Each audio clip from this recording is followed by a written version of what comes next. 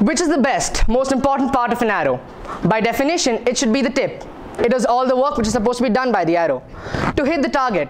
But in plain sight, without the right perspective, people forget the most important part of the arrow, the notch. The notch is how you shoot the arrow. The entire journey of the arrow is decided by how you shoot it. This is a lack of knowledgeable perspective. People don't know what to see, so they see what they want to see. But those aren't the only arrows that mess up, that don't care about perspective. Street sign arrows also mess up. Mainly the forwards, backwards, and the U-turns. As seriously taking them would mean upwards, downwards, upwards, and back, which is more appropriate for SpaceX. This is the lack of visual perspective. People are shown as much as they can be shown, but sometimes they might see too much. Let's talk about Steve Jobs. The man was adopted. He was so successful they made a movie about him. In this movie, there was this important 45-second conversation in which Jeff Daniels, who played John Scully, asked Michael Fassbender, who played Steve Jobs, a very important question. Why do people who are adopted feel like they were rejected instead of selected? To which he responds, it's having no control. To find out you were out of the loop when the most crucial events of your life were set in motion. What was discussed in this situation was the lack of empathetic perspective. People are so busy staring at their own mistakes, they turn a blind eye to the people trying to rectify someone else's. People are jumping in front of a bullet headed for a tree. In cinematography, perspective is everything. Well, not everything, I don't know much about cinematography, but a change in perspective, a change in camera lens, a swivel in the camera angle can change the entire movie you're watching. In the entirety of the movie of Bug's life, each shot is taken from a low angle, which is the bug's eye view. Perspective in movies is not a technical obligation, but a storytelling necessity.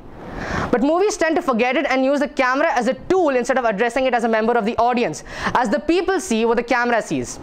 This rule was very followed in the time of silent films.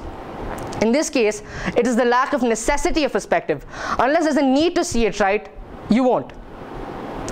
Magic. The art of manipulation of perspective. Magic is such a phenomenon where a magician is king. He uses all the ways a person can lack perspective, either by showing the audience what the performer wants them to see, or by hiding it outright. A magician knows how to trick the audience by letting them know what's coming and then pulling it off their feet. A performer wants you to look more, look closer, because the closer you look, the easier it is to fool you. Because what is seeing? Looking. What you're really doing is filtering, interpreting, searching for meaning from whatever the absurdity you're looking at. The performer changes your perspective at his will.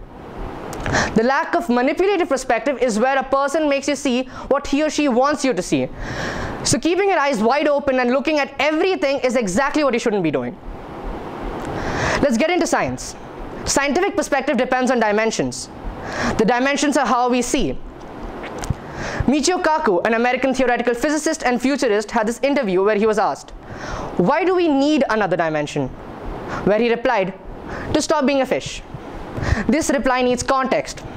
So imagine a pond, a shallow pond with fishes, preferably fishes with IQ points of around 150, graduated first class in Harvard, and also with a summa cum laude with a degree in physics and doctoral from PhD work from Berkeley, California. They have to be fishes though. And they are only limited to 2 dimensions, front, back, left, right. What would the fish see if I grabbed it and pulled it out of the water? Well, according to the fishes, the 3rd dimension doesn't exist. We don't exist. So when we put it back into the pond, what will it say to its friends? We are those fishes, and it's about time we started thinking what we would see if somebody grabbed us and pulled us to the 4th dimension. This has been greatly put into pictures by Einstein. A shadow of a cube is a square, a shadow of a square a line. Perspective is of the essence, and physicists are trying to change it. Why look at a cube as a 3-dimensional object when you can look at it as a shadow of a tesseract? There was a 2D maths problem called the inscribed square problem, which was theorized to be unsolvable until topology added a new dimension and made the problem solvable.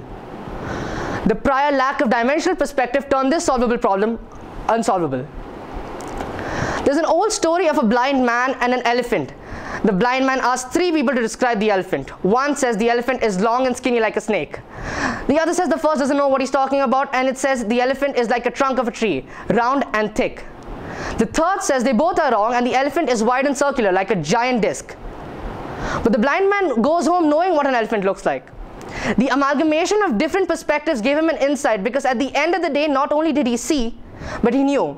He observed, which is why I chose to have the blind man's perspective, to not only see, but to observe, to not only take in, but to process it. Because when your eyes are closed, you need to know what's going on. That necessity is a gift. So know what to look for, how to look at it, why to look for it, whom you're looking at it for, and how not to look for it. Any arrow can be deadly, but it depends on which end of it you're looking from. So perspective is not an outlook, a standpoint, or a stance which you hold. It's an idea worth sharing.